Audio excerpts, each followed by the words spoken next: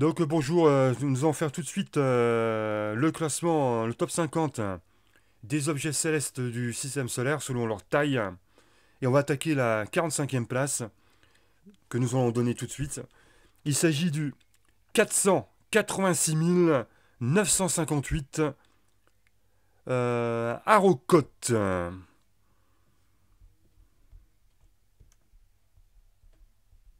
Allez, c'est parti. Le 486 958 Arrokoth, désignation 2014 MU69, anciennement surnommé Ultima Thule, en attendant qu'il soit nommé, initialement désigné PT1, Potential Target 1, cible potentielle numéro 1, et 111011-3Y par les équipes de New Horizons et de Hubble, respectivement, est un objet classique de la ceinture de Kuiper. Il s'agit d'une planète mineure binaire à contact qui mesure 33,5 km de long sur 19,5 de large. Donc binaire, ça veut dire que c'est une forme de cacahuète, à peu près. Moi, j'ai le dessin sous les yeux. Ou une forme de, un peu comme les bonhommes de neige, là.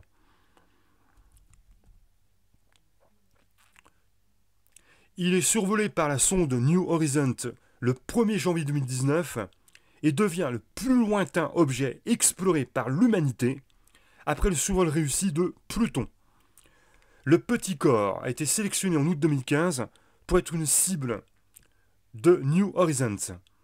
Après 4 changements de cap en octobre puis en novembre 2015, New Horizons est en décembre 2017 en route vers 2014 MU69. Il se situe à une distance de 43,4 unités astronomiques du Soleil. Ouh, ce qui fait beaucoup, ça. Ça fait 150 millions de kilomètres multiplié par 43. Alors, on va faire un historique. La découverte. Le 26 juin 2014, 2014 MU69 est découvert par la caméra à large champ WFC3 du télescope spatial Hubble lors d'un relevé préliminaire pour trouver un objet de la ceinture de Kuiper adapté au trajet de la sonde New Horizons. La découverte a nécessité l'exploitation du télescope spatial Hubble car avec une magnitude apparente d'environ 27, l'objet est trop faible pour être détecté par l'immense majorité des télescopes, à l'exception des plus puissants. Le télescope spatial est également capable de réaliser des calculs astrométriques très précis et donc de déterminer une orbite fiable. Bien qu'a priori moins intéressant scientifiquement que le 2014 PN70, c'est la cible choisie par l'agence spatiale, car la plus facilement atteignable, nécessitant moins de corrections de trajectoire, donc de propergol. C'est de l'essence, hein, à mon avis. Ouais, une espèce de du combustible. Alors, la désignation. Lorsque 2014 MU69 a été observé pour la première fois, il a été nommé. Oh, j'arrive pas à dire le chiffre, parce qu'il y en a 1 110 113Y, rapidement abrégé en 11, pour simplification. Son existence, en tant que cible potentielle de la sonde New Horizons, a été annoncée par la NASA en octobre 2014. Et dès lors, il a été officieusement désigné PT1 pour Potential Target 1. Sa dénomination officielle 2014 MU69 a été attribuée en mars 2015 par le Centre des planètes mineures, le MPC, après la détermination de caractéristiques orbitales suffisantes. Grâce à d'autres observations permettant la détermination de son orbite, on lui a attribué officiellement le numéro permanent de planète mineure 486 958, qui fut publié dans le MPC 103 886 du 12 mars 2017. La désignation provisoire 2014 MU69 indique qu'il s'agit du 1745e objet, U égale 20, plus 69 au 25. Découvert entre les 16 et 30 juin 2014. Donc 2014 dans l'année M. Un nom propre à l'objet étant choisi ultérieurement. Le 13 mars 2018 est annoncé le surnom officieux attribué à cet objet. Ultima Thule, d'après l'île légendaire de Thule.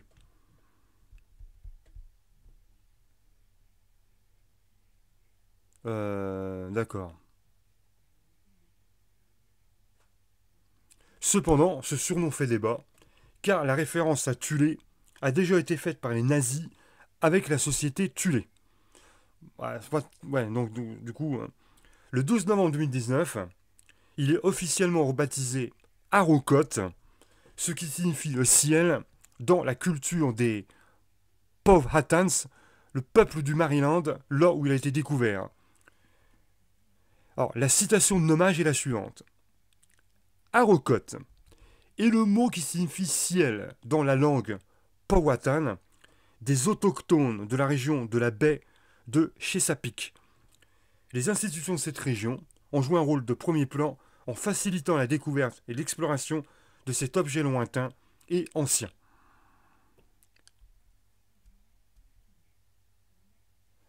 Donc là, ça vient du Minor Planet Circular, numéro 117-234, du 8 novembre 2019. Alors maintenant, on va parler de l'occultation stellaire. En juin et juillet 2017, le 2014 MU69 a occulté 3 étoiles de son arrière-plan. L'équipe du projet New Horizons a formé une équipe spécialisée KBO Chaser, les trackers d'objets transneptuniens, pour observer ces occultations stellaires depuis l'Amérique du Sud, l'Afrique et l'océan Pacifique. Le 3 juin 2017, 2 équipes de scientifiques de la NASA ont tenté de détecter l'ombre de 2014 MU69 depuis l'Argentine et l'Afrique du Sud. Quand ils ont constaté qu'aucun de leurs télescopes n'avait observé l'ombre de l'objet, l'hypothèse que 2014 MU69 pourrait ne pas être aussi grand ou aussi sombre que prévu a été émise, ainsi que l'hypothèse qu'il puisse être très réfléchissant ou même qu'il soit constitué d'un amas. Mais des données supplémentaires, prises avec le télescope spatial Hubble en juin et juillet 2017, ont révélé que les télescopes mobiles avaient été placés au mauvais endroit et que ces spéculations étaient donc fausses. Le 10 juillet 2017, le télescope aéroporté de l'Observatoire stratosphérique pour l'astronomie infrarouge, SOFIA, de la NASA, a été placé près de la ligne centrale prévue pour la deuxième occultation alors qu'il surveillait l'océan Pacifique depuis Christchurch en Nouvelle-Zélande. Le but principal de ces observations était la recherche de la présence de matières dangereuses comme des anneaux ou de la poussière près de 2014 MU69 qui pourrait menacer la sonde New Horizons pendant son survol en 2019. Les données ont été recueillies avec succès, mais l'ombre centrale a été manquée.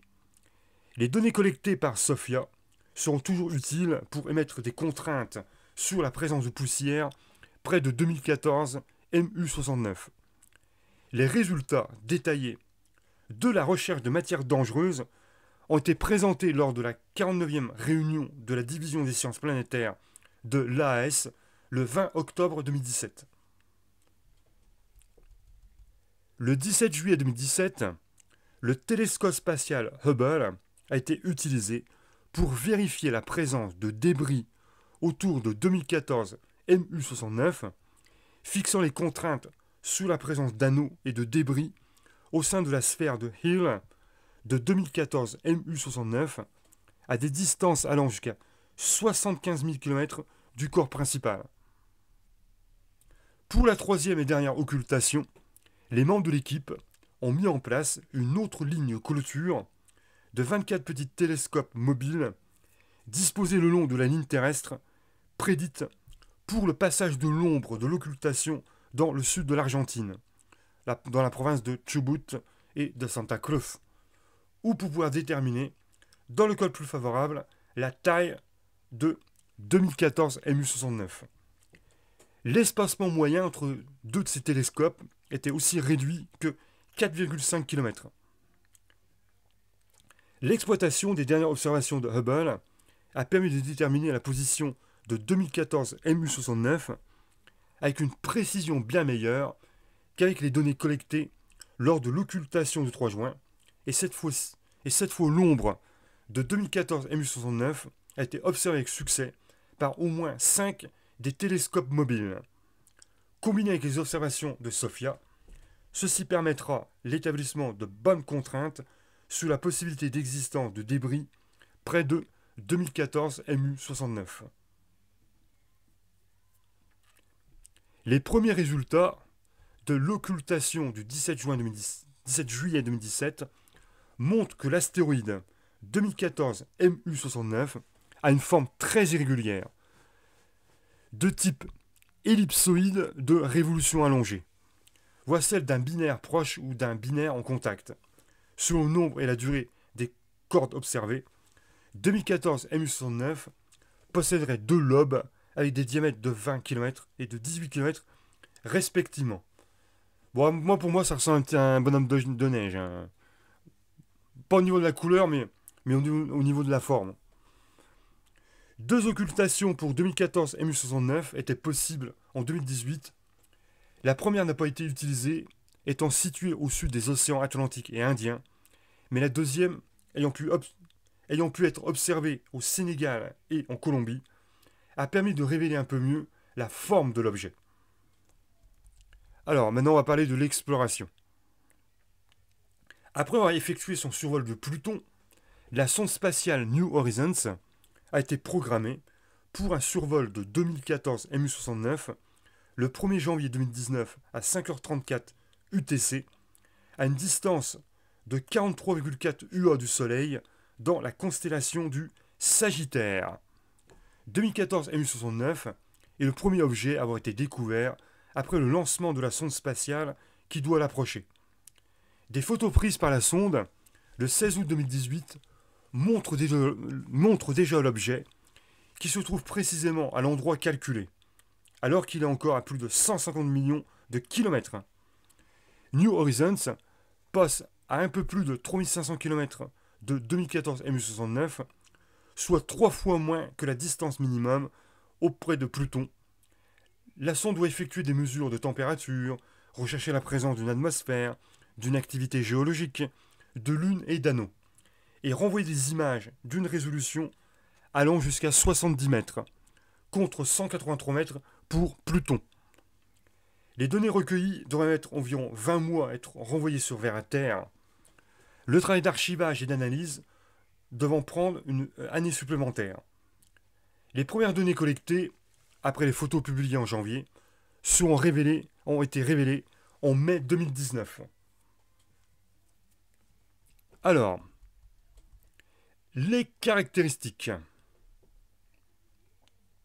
D'après sa luminosité et sa distance, il a été possible de faire une première estimation du diamètre de 2014 MU69 de 18 à 41 km.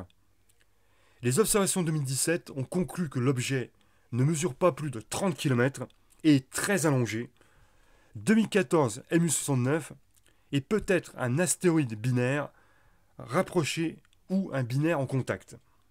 Lors d'une occultation stellaire observée le 17 juillet 2017, une forme à deux lobes a été révélée, avec des diamètres de 20 et 18 km respectivement.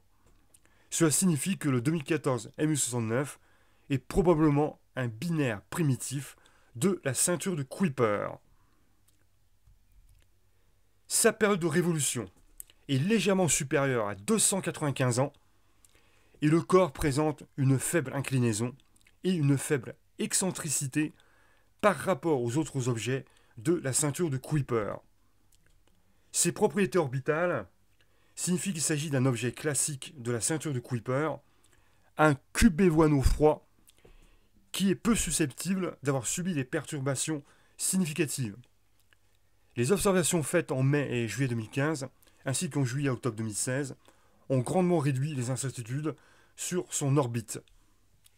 2014 MU69 un spectre rouge, ce qui en fait le plus petit objet de la ceinture du Kuiper, dont on a pu mesurer la couleur. Entre le 25 juin et le 4 juillet 2017, le télescope spatial Hubble a bouclé 24 orbites terrestres, a observé 2014 MU69 dans le but de déterminer sa période de rotation et de réduire davantage l'incertitude sur son orbite. Les premiers résultats montrent que la luminosité de 2014 MU69 varie de moins de 20% lorsqu'il tourne. Ces mesures impliquent des contraintes significatives sur le ratio des axes de 2014 MU69 qui est inférieur à 1,14 en supposant un plan de vue équatorial.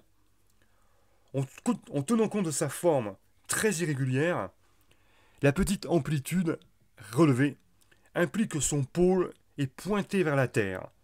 Cela signifie que la séquence du survol de New Horizons ne suivra pas un protocole particulièrement compliqué pour photographier l'objet sur son plus grand axe, ce qui simplifie considérablement l'ingénierie du survol.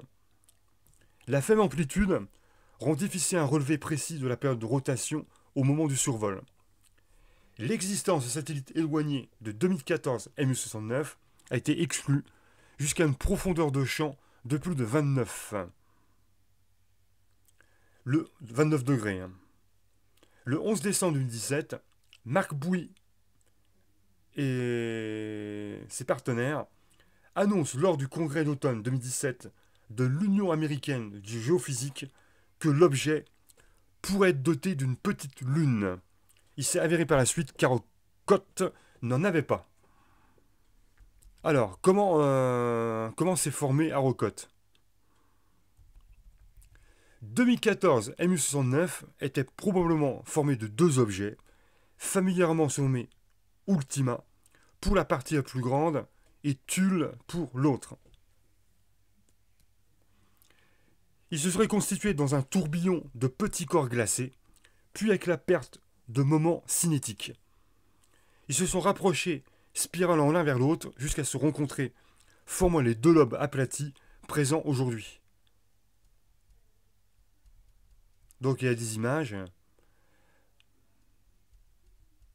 Ah, sinon, vous allez sur Wikipédia, vous l'avez en photo, et ça vous donne une idée de à quoi ressemble Arrokoth.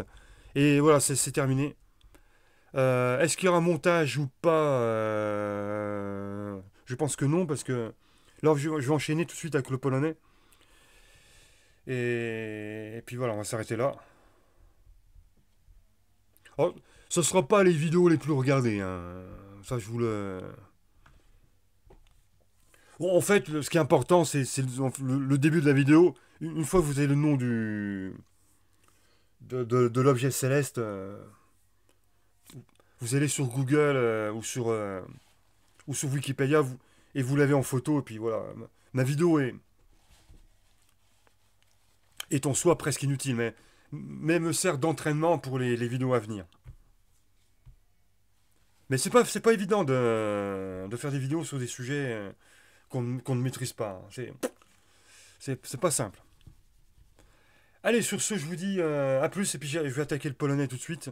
Je pense que je vais faire une vidéo raccourcie.